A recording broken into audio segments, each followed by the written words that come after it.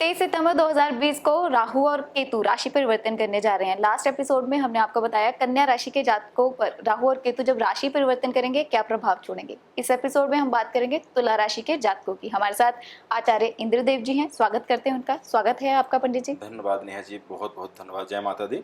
जी आचार्य जी, बात कर रहे हैं हम अगली राशि तुला की। तो तुला राशि के जातकों पर सबसे पहले मैं जानना चाहूंगी राहु किस भाव में होंगे और कहाँ कहाँ इनकी जो दृष्टियां हैं पड़ेंगी।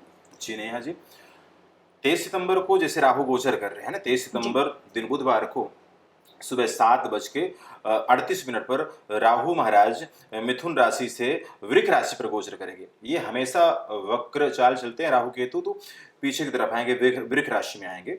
तो उनका क्या परिणाम होगा, और फिर 18 महीने तक यानी 1.5 वर्ष तक एक ही राशि पर रहेंगे, वृक राशि पर रहेंगे, अप्रैल 2022 के लगभग तक। जी शनि, बृहस्पति, राहु, केतु ये सबसे ज्यादा वक्त राशियों पर लगाया करते हैं।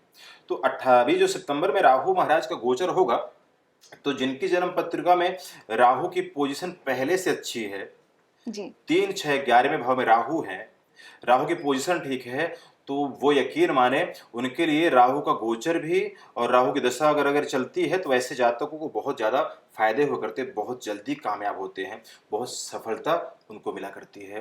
राहु बहुत प्रभावशाली ग्रह है।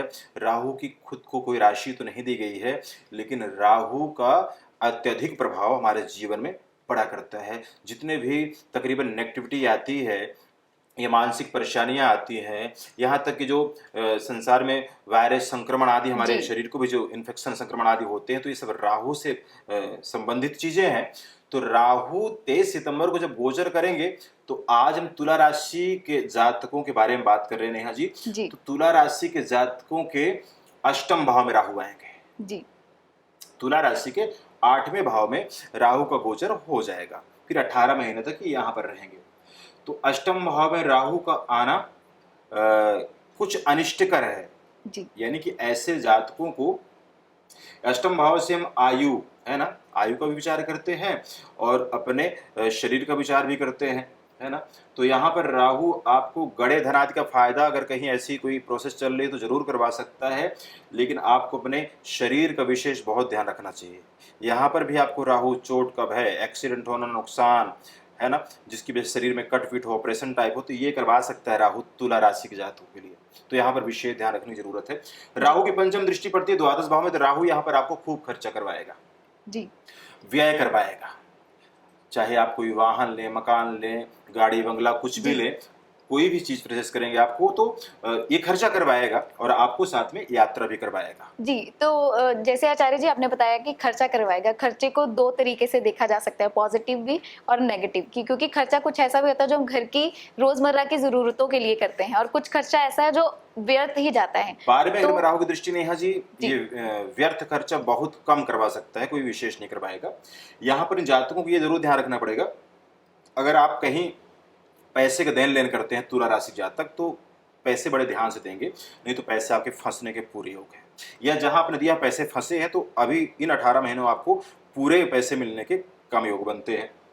यहाँ पर अगर आपका कोई विदेश से जुड़ा काम है, विदेश से संबंधित काम है, विदेश से संबंधित कारोबार है, या आप यहाँ पर जन्म लिए हैं, भारत में जन्म लिए हैं और विदेश में जाकर रह रहे हैं, विदेश में काम करते हैं, तो आप तुला राशि जातकों के लिए ये बहुत अच्छा फल देने वाला है। विदेश संबंधी चीजों के लिए 12वें भाव में राहु की दृष्टि आपको फलित करेगी या अच्छा परिणाम देगी।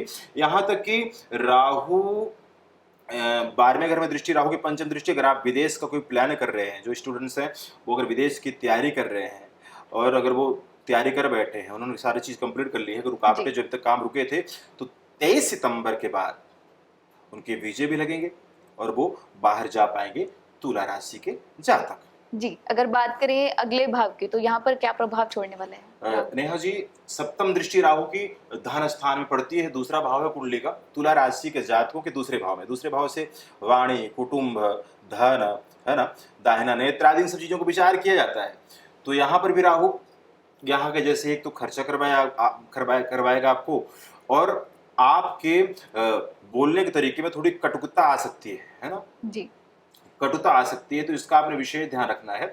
और अपने कुटुंब वालों से, घर के जो मेंबर्स हैं, सबसे मेल जोल जितना आप ज़्यादा बढ़ाएंगे इस 23 सितंबर के बाद, उतना जल्दी आपके रुके हुए काम बनेंगे। ये फल देगा राहु। जितना आप अपने परिवार जन लोगों से प्रेम करेंगे, सभी परिवार के साथ कम से कम शाम काल में एक बार खाना तो जरूर परिवार वाले खाया करेंगे साथ में। परिवार से ऐसा प्रेम बनाना है, अपने कुटुंब से, परिवार से, तो आप देखेंगे आपको राहु क्षति नहीं पहुंचाएंगे, फायदा देंगे। जी, अगले भाव की बात करें तो चौथे भाव पर क्या प्रभाव छोड़ेंगे? चौथे भाव में नेहा जी, तुला राशि के जातकों के चौथे भाव में राहु की नवम दृष्टि पड़ी। जी, तो चौथा भाव से हम माता, सुख, भूमि, भवन, वाहन, इन सब चीज़ों का विचार करते हैं नेहा जी। तो यहाँ पर अगर तो कोई प्रोजेक्ट पहले से चल रहा है किसी का, तुला राशि जातकों का, क्योंकि मकान बन रहा है ना, कोई बिल्डिंग्स बन रही हैं, तो ये चीज़ें तो सफल हो जाएंगी, है ना। इन सितंबर के बाद वो चीज़ें स्पीड से कामयाब हो जाएंगी। लेकिन अगर आप सितंबर के बाद शुरुआत करना चाहते हैं, तो आपको बहुत ध्यान रखने की ज़रूरत है। आप कोई प्रॉपर्टी लेते हैं तो बहुत ध्यान से लें, अन्यथा वो आपको नुकसान दे सकती है या लॉस में जा सकती है। कोई वाहन वगैरह भी लेते हैं तो उसमें भी ध्यान से ले, और सितंबर से लेकर के कम से कम 6 महीने तक तो ना लें। सितंबर से लेकर के आगे 6 महीने तक ना लें। उसके बाद आप, है ना, आधा वर्ष निकल जाए राहु के 1.5 वर्षों में, तो उसके बाद आप ले तो ज़्यादा फल देगा। और यहाँ पर आपने एक काम का विशेष ध्यान रखना है, अपनी माँ की सेहत का। अगर माँ को सेहत संबंधित कोई भी दिक्कत हो तो आप उससे तुरंत उपचार कराएंगे, और यहाँ माँ से जितना संबंध बनाएंगे अच्छा, उतना जल्दी यहाँ का नेगेटिव असर समाप्त होगा। लेकिन विदेश से आपको फायदे होंगे, विदेश का काम बन जाएगा। जी। तो आचार्य जी, हम आपसे ये भी जानना चाहेंगे कि यहाँ पर हमने माता के रिश्ते के साथ बात की, लेकिन ओवरऑल जो हमारे रिलेशंस हैं, हमारे रिश्ते हैं, वो कैसे रहेंगे? नेहा जी, राहु महाराज की सप्तम दृष्टि दूसरे भाव में पड़ती है ना। जी, तो दूसरे भाव में राहु की दृष्टि पड़ना यानी कुटुंब से लेकर के कोई विशेष मनमुटाव नहीं, लेकिन वाद विवाद हो जाना, है ना। क्योंकि यहाँ पर बोलने का तरीका बंदे के कटुकता लाता है वाणी में, जी, है ना। तो इसलिए मैंने कहा यहाँ ध्यान रखने की जरूरत है। तो कुटुंब से अपने भाई बहन, है ना, पारिवारिक जनों से थोड़ा सा कई बार कटुकता आती है या मनमुटाव हो सकता है ना। तो इसका ध्यान रखना है, रिश्तों को इसको प्रभावित करेंगे। चौथे भाव में माँ के संबंधित रिश्ता, तो माँ का तो ये तुला राशि के जातकों के लिए, वैसे भी तुला राशि के जातक भी 18 महीने ये बहुत ध्यान से जीने वाले हैं। तुला राशि के जातक किसी भी काम को बहुत तसल्ली पूर्वक सोच विचार के किया करते हैं।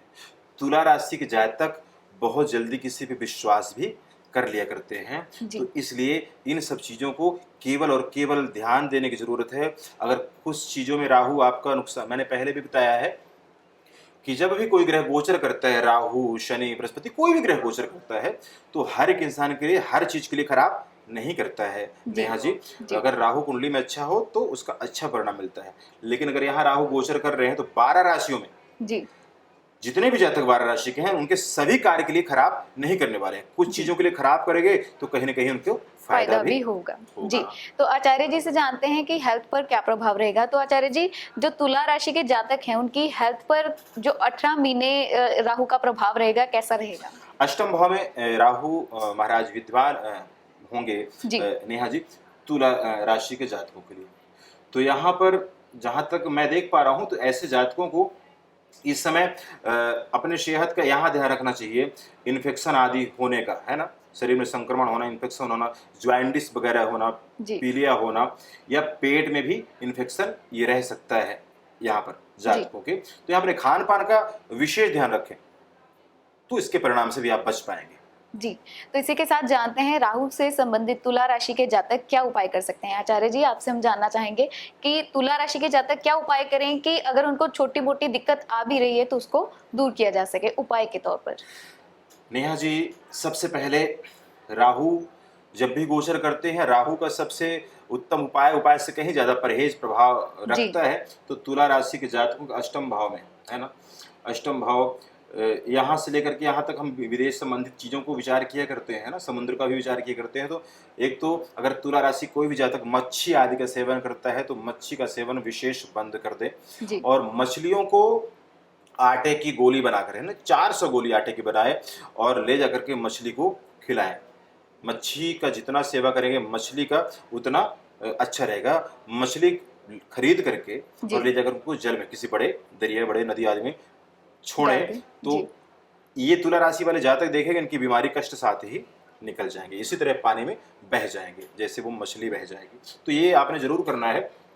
खान पीन का, धूम्रपान का सेवन नहीं करना है। सायं काल का विशेष ध्यान रखना है। सायं काल में आपने शयन नहीं करना है, नहीं सोना नहीं है, बिस्तर में बैठ के खाना नहीं खाना है, काले नीले रंग नहीं पहनने हैं, और साथ में आपने गुड़ और साथ में जौ, है ना, जी 800 ग्राम जौ और गुड़, ये कभी कभी आप भगवान शिव के मंदिर में अगर आप देते रहेंगे तो अच्छा रहेगा। यहाँ पर आपने लंगर का प्रसाद नहीं खाना है। अगर आप भोजन ग्रहण करते हैं लंगर भंडारे में तो वहाँ कुछ दान आवश्यक हो तो पहले दान करने के बाद फिर ग्रहण कर सकते हैं, अन्यथा इन चीज़ों को त्याग रखें। ये छोटे से परहेज रखें और उपाय रखें तो आपको परिणाम अच्छे मिलने शुरू होंगे। तो चलिए अब बात करते हैं केतु की, क्योंकि जब राशि परिवर्तन करते हैं राहु और केतु एक साथ करते हैं। अभी हमने राहु के बारे में जाना, अभी हम जानेंगे केतु के प्रभाव के बारे में।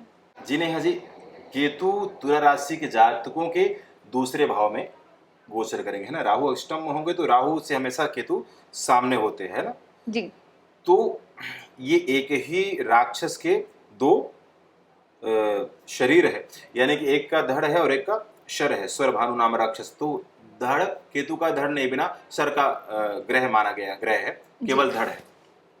तो दूसरे भाव में केतु जब बैठेंगे तो उनकी दृष्टि पड़ेगी छठम भाव में और आठवें भाव में और 10वें भाव में। तो यहाँ सबसे पहले मैं बात करता हूँ पांचवी दृष्टि छठवें भाव की।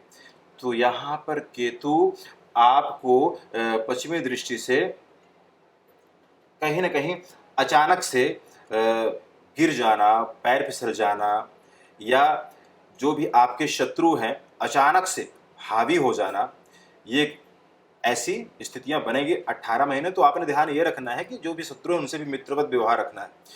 किसी से कोई नेगेटिविटी हुई है तो उसको इग्नोर कर दिया करना है, अपने विशेष काम में ध्यान देंगे तो यहाँ पर बचाव होगा। साथ साथ में आपको परहेज भी बता रहा हूँ।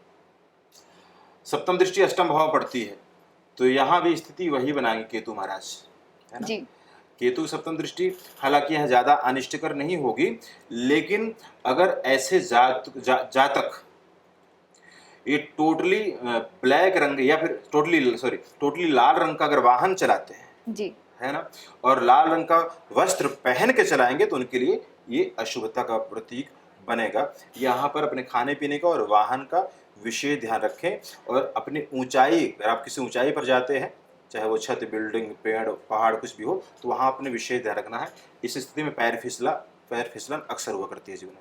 पैर फिसल जाना, ठोकर लग जाना, ऐसी चीज़ों का सामना करना पड़ेगा। 10वें भाव में केतु आपको अच्छा परिणाम देंगे। जी कर्मस्थान है, अगर आप किसी प्राइवेट सेक्टर, सरकारी नौकरी या किसी भी फील्ड में आप कार्यरत हैं तो आपको वहाँ पे सबका सहयोग मिलेगा। और आपके अगर प्रमोशन रुकी है तुला राशि वालों की तो अब प्रमोशन आपकी मिल जाएगी, केवल छोटे छोटे उपाय करने से ही। जी तो केतु से संबंधित तुला राशि के जातक क्या उपाय कर सकते हैं? नेहा जी, केतु से संबंधित सबसे पहला तो इनको भी कुत्ते की ही सेवा करनी चाहिए ना। कुत्तों को कुछ न कुछ खाने को देना चाहिए, और कम से कम 800 ग्राम काले तिल और एक नारियल, ये 8 बुधवार बहते पानी में प्रवाहित करेंगे। नंगे पैर नहीं रहना, इन्होंने पैर में जूते चप्पल वगैरह डाल के रखना है, और हमेशा अपने घर का जो मुख्य द्वार है उसे बिल्कुल फ्रेश रखना है, साफ रखना है। ये परहेज और ये उपाय करना है। ये 18 महीने केतु आपको कुछ फायदे करवा जाएंगे। जी यहाँ आचार्य जी से हम एक विशेष जानकारी लेंगे। आचार्य जी, मैं आपसे जानना चाहूंगी कि उपाय, जैसे ये एपिसोड हमारा पहले ही टेलीकास्ट हो जाएगा, हम जानना चाहेंगे कि ये उपाय जो जातक हैं इनको 23 सितंबर के बाद करने हैं या वो अभी भी कर सकते हैं? जी नेहा जी, जितने भी आपको उपाय बताए गए हैं वो आप सब 23 सितंबर के बाद ही प्रारंभ करेंगे। जब राहु गोचर करेंगे तो उसके बाद ही आप ये परहेज, ये उपाय अपनाएंगे। परहेज तो आप पहले से भी अपना सकते हैं, उपाय उसके बाद आप करना शुरू करेंगे तो आप देखेंगे जितनी भी आपको जानकारी या बातें दी गई हैं आपके जीवन में बिल्कुल सटीक बैठेगी। जी धन्यवाद। जय माता दी।